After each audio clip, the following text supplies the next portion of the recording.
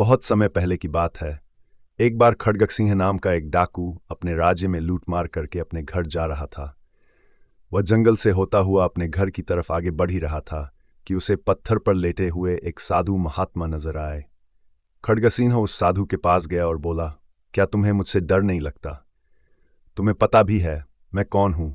सारे शहर और राज्य के लोग मेरे नाम से कांपते हैं। मैं ही वो खड्ग सिंह हूं जिसने हजारों लोगों को मौत के घाट उतार दिया और मेरे क्रोध से सभी परिचित हैं। वह अपने बारे में एक छोटा सा परिचय साधु के सामने दे रहा था, लेकिन इन सब बातों का साधु पर कोई भी असर नहीं पड़ा और वे ज्यों के त्यों उस पत्थर पर ही लेटे रहे। आपको कम सुनाई देता है क्या? सुना नहीं मैं कौन हूं और क्या करता हूं? खड्ग सिंह फिर से चिल्लाते हुए बोला। साधु ने कहा, तुम खून खराबा क्यों करते हो?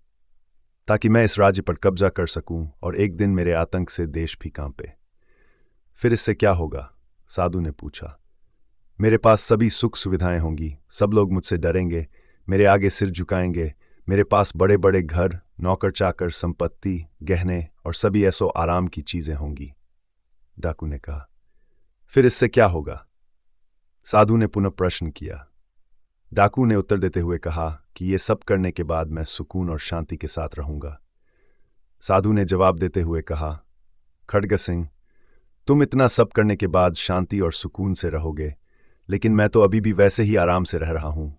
अभी भी मैं शांति और सुकून के साथ अपना जीवन यापन कर रहा हूं।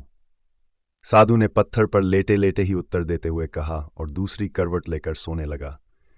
यह जवाब सुनकर डाकू खड्ग सिंह को पहली बार यह एहसास हुआ कि वह एक मूर्खतापूर्ण और गलत अभियान पर निकला है।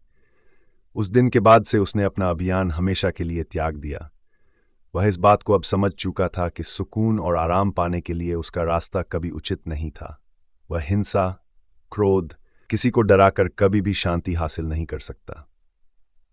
दोस्तों, शांति का मार्ग दूसरों को दुख देकर, किसी की खुशियों में आग लगाकर आप कभी हासिल नहीं कर सकते हैं। किसी को डरा धमकाकर किसी का प्यार नहीं पाया जा सकता।